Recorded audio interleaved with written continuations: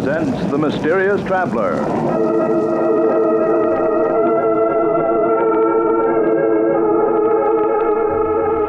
This is The Mysterious Traveler, inviting you to join me on another journey into the realm of the strange and the terrifying. I hope you will enjoy the trip, that it will thrill you a little and chill you a little. So settle back, get a good grip on your nerves, and be comfortable. If you can.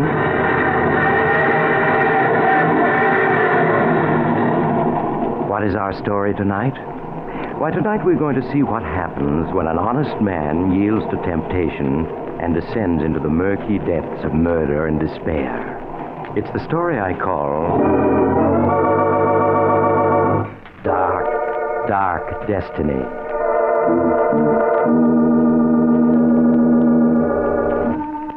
In the office of Dr. William Norris, Joseph Harrison, a man in his 30s, is waiting anxiously as in the next room Dr. Norris is finishing his examination of pretty young Mary Harrison.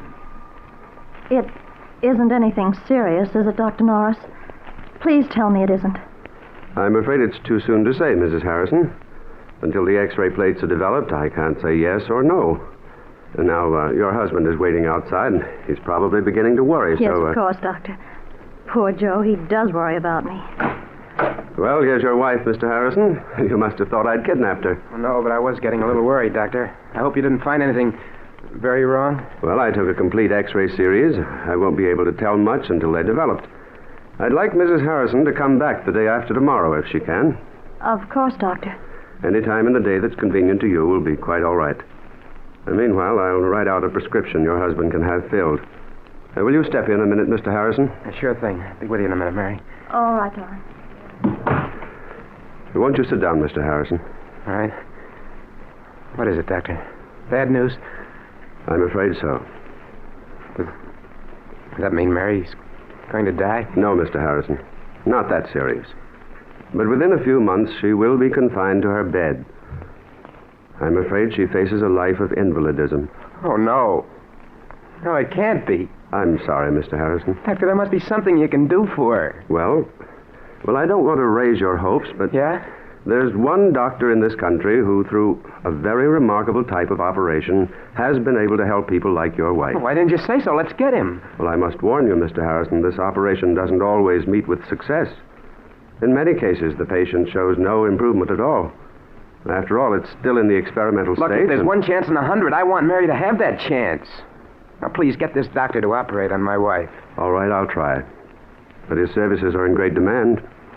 And, well, his average fee for an operation is about $1,500. $1,500? Of course, if you can't afford that, he might consider the circumstances. No, I can afford it. I can afford anything that Mary needs. Very well, then I'll get in touch with him at once. Yeah, sure. You make the arrangements right away. I'll get hold of the money. I'll have it by tomorrow, sure.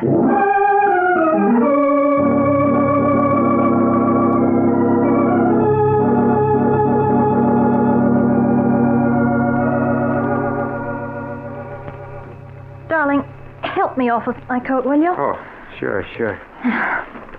How you feeling? Oh, my backache is much better since I took the medicine Dr. Norris gave me.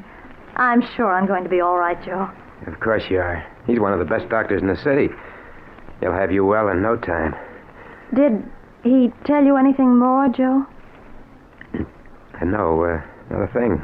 Except that the treatment may take a little time. That's all. A little time? Yeah. Oh, dear, I hope it won't be too expensive. Your business has fallen off, and we've used up our savings Now, don't account. you worry about the money. Don't you worry about anything. All right, darling. I won't. But aren't you going to take your coat off? No, I got to get that prescription the doctor gave me filled. Now, you just take it easy till I get back. I might stop in at the shop, too. There's something I have to tend to.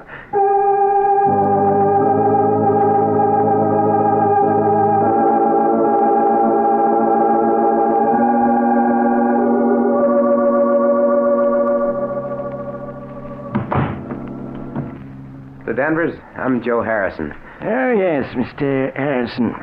Please sit down. Thank you. I see that you want to borrow $1,500 from us. That's right. I've got to have it right away. Unfortunately, the security you wish to offer your home is... What's wrong with it? It's a swell little house in a good section. It's all in good repair. Houses are worth money these days. Quite true. But you already have a first and second mortgage on it, and well, prices are falling, so I'm afraid we can't make any further loans on it. I've got to have the money. I've just got to... I'm sorry to hear that, because there's nothing we can do to help you. Then forget about the loan. I'll sell the house. Plenty of people want houses. That's true, too, but I don't think you can possibly clear much over the mortgages on a sale. A few $100s, perhaps. You see, those mortgages were issued when prices were at their peak. And now, well, things have changed. Yeah, I see they have.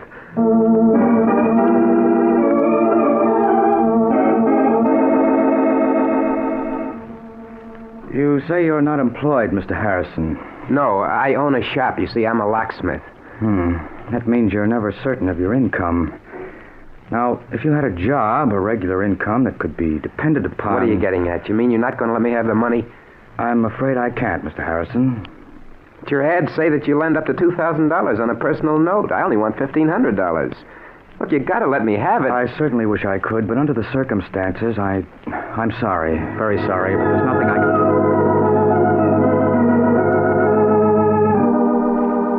I'm afraid the collateral you suggest isn't satisfactory, Mr. Harrison. We'd lend you the money if we could, but we just can't. Sorry. But I've just got to have it. I've got to. Sorry. Do you hear me? I've got to have it. Sorry. Sorry. Sorry. Sorry. Sorry.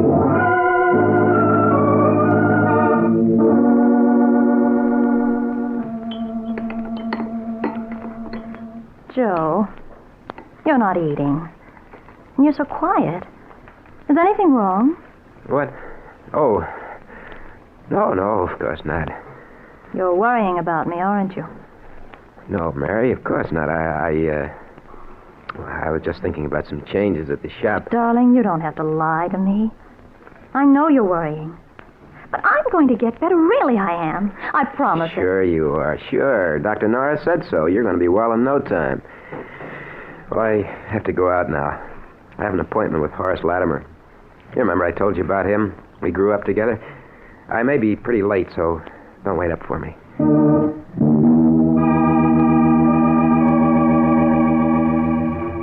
Joe had no appointment with Horace Latimer, but he went to see Horace anyway, for they had been boyhood friends until their paths had separated.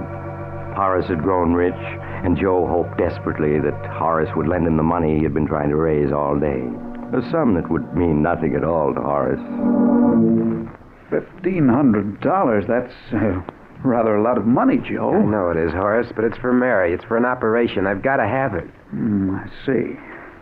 Well, now, why don't you try the bank? You have a house, I have tried the bank, and a half a dozen loan companies. They all turned me down. They said my security wasn't good enough. Oh, I see. Well, that's too bad. But you know, I don't quite understand why you came to me, Joe. Because we're friends, that's why. Because when we were boys, we agreed that each of us would always lend the other a helping hand if we could. Boys don't understand business very well, I'm afraid, Joe. Oh, I guess not. They don't understand business. They just understand friendship. You know, if I had the money, I'd lend it to you if you needed it. I don't doubt that at all, Joe, and you can bet I'd lend it to you if I had it. But that's the trouble. I haven't any ready cash. The income tax, you know, and, well, a couple of shaky investments that I'm trying to bolster up. All right, Horace. Never mind explaining. I get the idea. You're not going to lend me any money. Now, really, Joe, I would if I could, but I can't. I'm sorry. Save your sorrow for somebody who wants it. I don't need your money, you hear? I'll get it someplace else. I'll get it someplace. Somehow.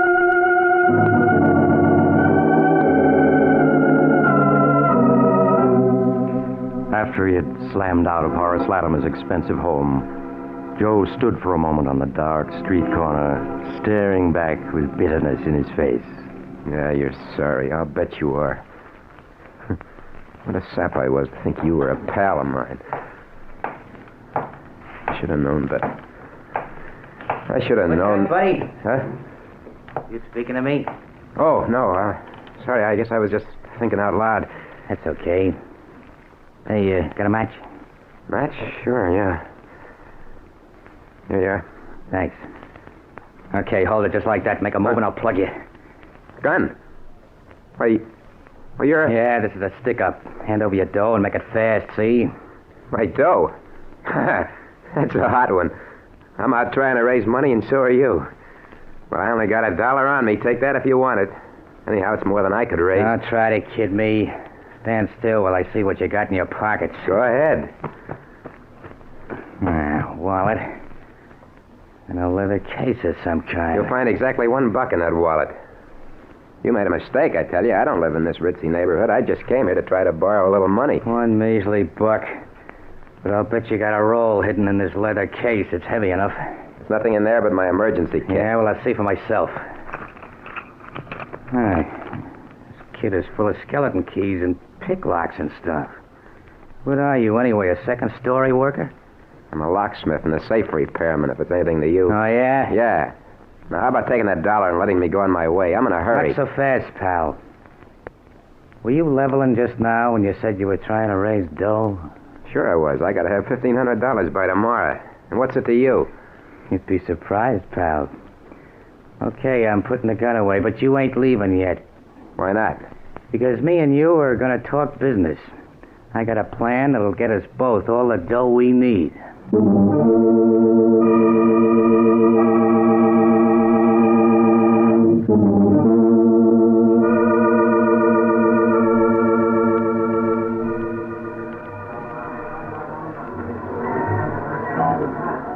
Two more beers, waiter. Well, Joe, is it a deal on my proposition?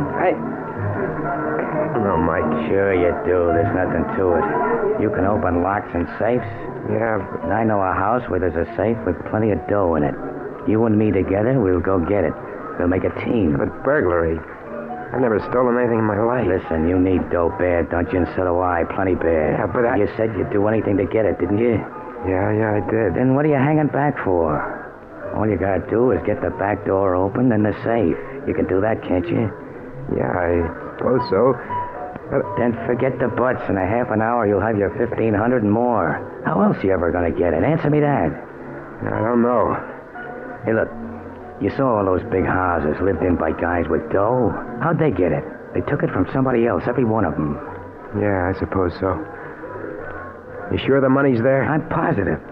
Look, I was casing the joint, and I looked in a window just in time to see the old geezer put a roll of bills in a safe you can open with your teeth. All right, I'll do it. I gotta have that money.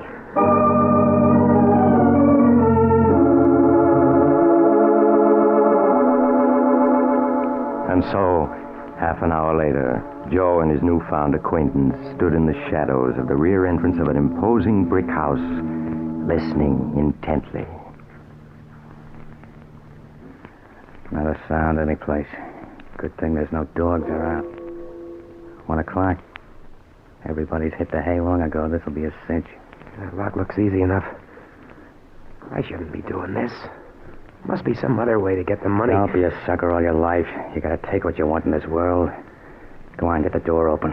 Gotta get inside before we're spotted. Well, all right. It'll only take a second, I think. Yeah, it's coming. There, it's unlocked.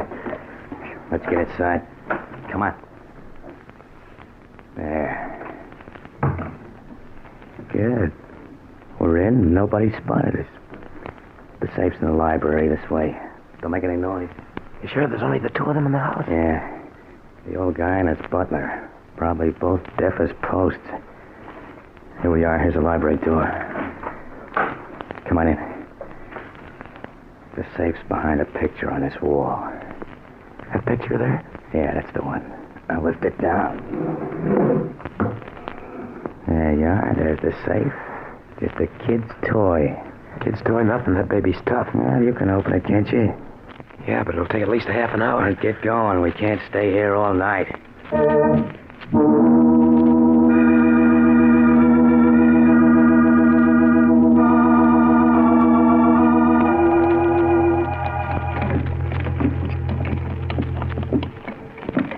Hurry it up. You've been 40 minutes on that thing. I told you it was tough. It's coming now.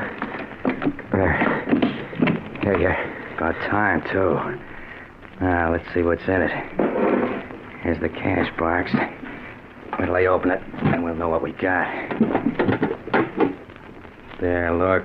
Oh, cash, Mazuma. What did I tell you? There must be thousands there. Easy, come on. Let's count it and divvy it up. No. Never mind. Just give me the 1,500. That's all I want. You can keep the rest. You kidding? No, that's all I want. Just the 1,500 that I need. Okay, if that's the way you want it. Here you are. 10, 11, 12, 13, 14, $1,500 bill. $1,500. Just for an hour's work? Easy money, huh? Hey, look. What do you say we crack a couple of more cribs tonight? No. I just want to get out of here now. Someone's coming. Someone's coming? Yeah. Here, get behind this door. I'll take care of this. What are you going to do? Never mind. Now shut up. Who's there? Jenkins? Jenkins, is that you? The safe's open. The burglars. Jenkins! Jenkins, call the police, quick! Nobody's calling any cops tonight, mister. Why, you're a thief! Jenkins! Jenkins! Maybe that'll convince you. Why did you hit him? What'd you expect me to do? Hold his hand? Wait a minute. He looks like he's dead. I wouldn't be surprised. He don't seem to be breathing any to speak of. That's murder. So it's murder. You're in it just as much as me. Don't forget that. Yeah. I'm an accessory to murder. Cut that guff and let's get out of here. Or do you want to get caught? No, of course not. Then come on, let's get going.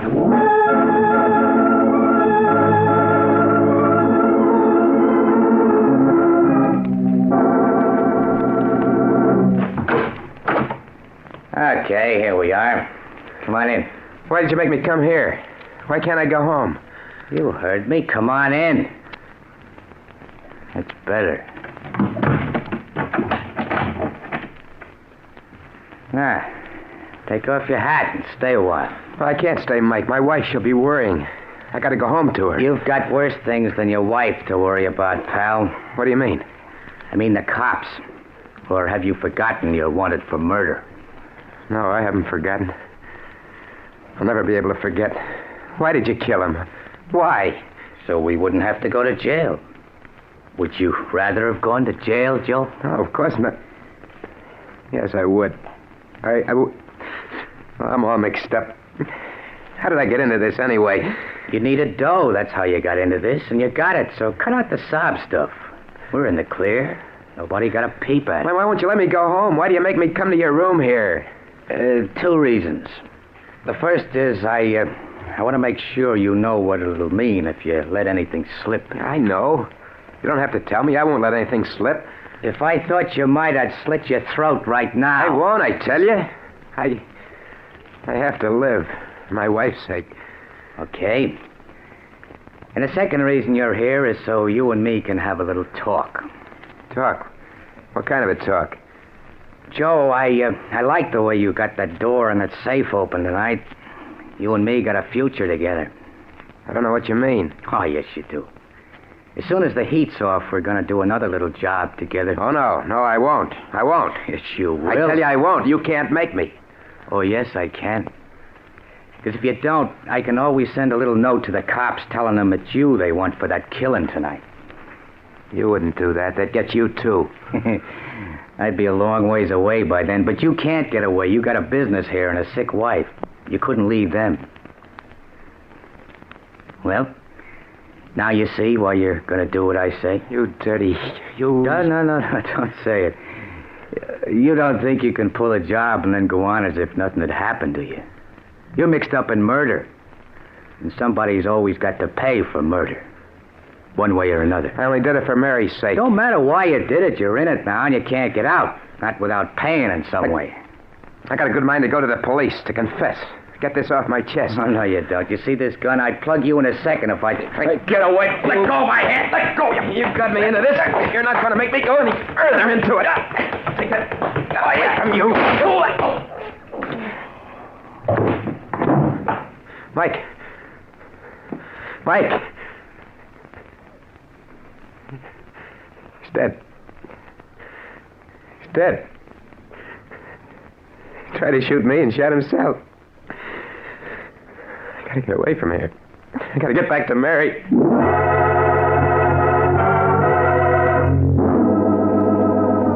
daze of horror, Joe Harrison found his hat and made his way to the street. His mind was a dizzy whirl of thoughts which he could not control. They went around and around in his head. I'm a murderer. They'll catch me. They'll hang me.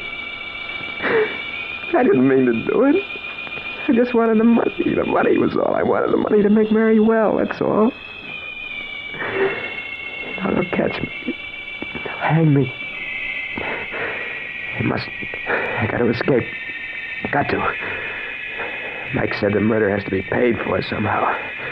That isn't true. Sometimes you can escape if you're lucky. I just got to be lucky. I need a drink. Got to have a drink before I go crazy. So Joe Harrison stumbled into a tiny bar on a dark street. Struggling to control his shaking hands and to keep his voice normal, he ordered a double rye and gulped it down.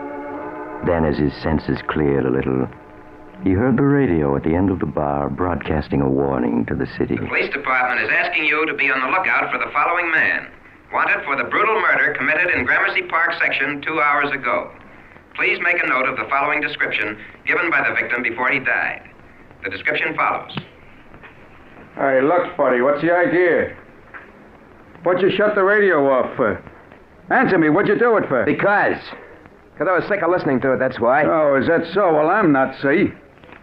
And I got an idea maybe there was some other reason you didn't want to hear it. So I'm going to turn it on again. Oh, no, you mustn't. Well, I'm going to. And if you want to make a try for a break, I got a gun right here under the bar, you see? Now let's hear what the killer looked like. I repeat, be on the lookout for a man of medium height, lean and wiry, with reddish-brown hair. If you see such a man, report at once to headquarters. We now turn you back to our regular night program of popular dance tunes. Lean and wiry with reddish-brown hair, huh? Well, that ain't you. You're kind of heavy-set and black-haired. For a minute there, you had me going. I was positive you was the killer, the way you didn't want me to hear the description. Just jumpy, huh? Yeah. Well, here, have another drink on the house, huh? Oh, thanks. I gotta go home. I need some sleep. Yeah, that's what I need. Some sleep.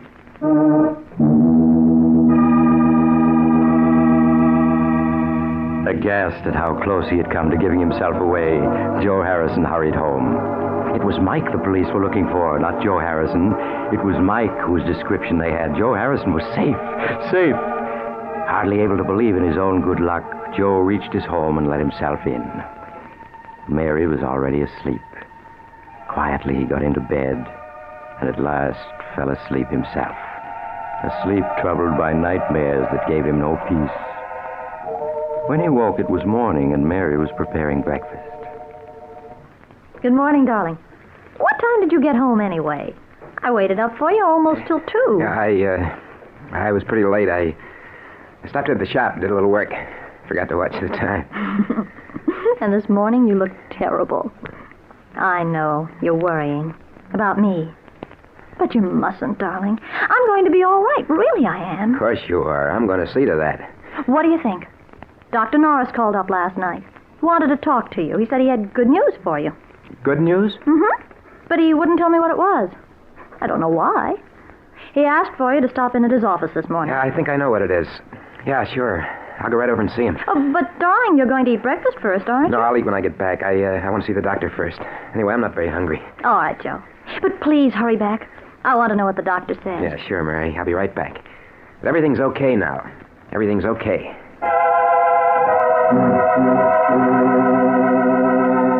After he left the house, Joe bought a morning paper. Big headlines told of the murder the night before, but he scarcely saw them. His eyes hurried through the story until he found what he was looking for. The news that Mike's body had been found. The man Mike had struck had given his butler Mike's description before he died, but he hadn't seen Joe at all. So the police had listed Mike's death as a suicide or an accident and closed the case. Joe Harrison was safe. Perfectly safe. Safe? I'm safe. Sometimes you can get away with murder, not have to pay anything. If you're lucky. And I've been lucky.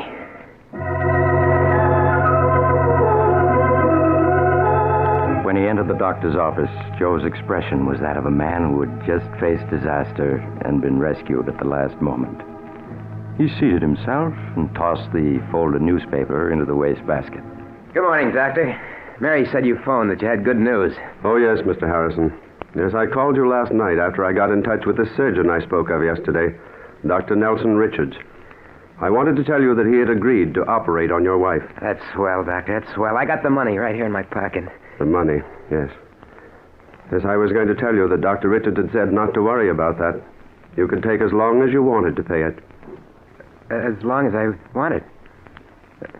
Then it wasn't necessary. I didn't have to do it. I didn't have to do it. I'm afraid I don't understand, Mr. Harrison. Oh, never mind, Doctor. I mean, here's the money. I got it right here. I want to pay for it. He's got to take it right away. What's the matter? Why are you looking at me like that for? The operation is going to cure Mary, isn't it? You said it would. You can't go back on your word now. You can't, do you hear? It's not that, Mr. Harrison. Yes, the chances are the operation would have cured your wife. But, well, unfortunately, Dr. Richards was the only man in this country able to perform it. Well, so what? He said he'd do it, didn't he? So what's the hitch? Mr. Harrison, Dr. Richards won't perform the operation now. Why not? Dr. Richards was tragically killed last night by a burglar who broke into his home on Gramercy Park.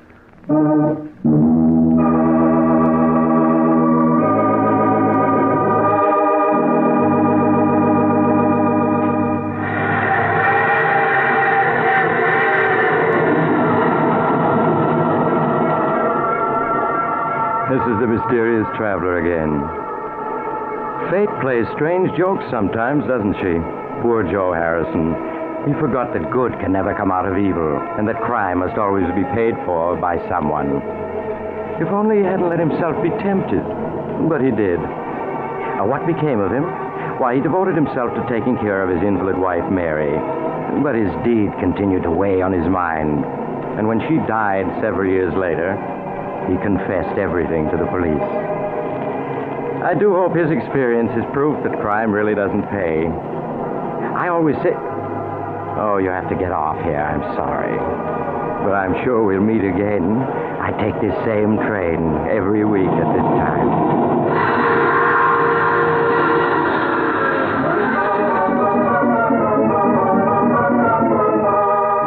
You have just heard The Mysterious Traveler, a series of dramas of the strange and terrifying. In tonight's cast were Maurice Tarplin, Joseph Julian, Elaine Kent, Palmer Ward, Kenny Lynch, and Bill Smith. Original music was played by Charles Paul. The Mysterious Traveler is written, produced, and directed by Rob Arthur and David Cogan.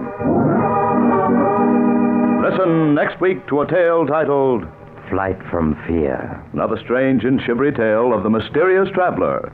The Mysterious Traveler has come to you from our New York studios. Carl Caruso speaking. This is the Mutual Broadcasting System.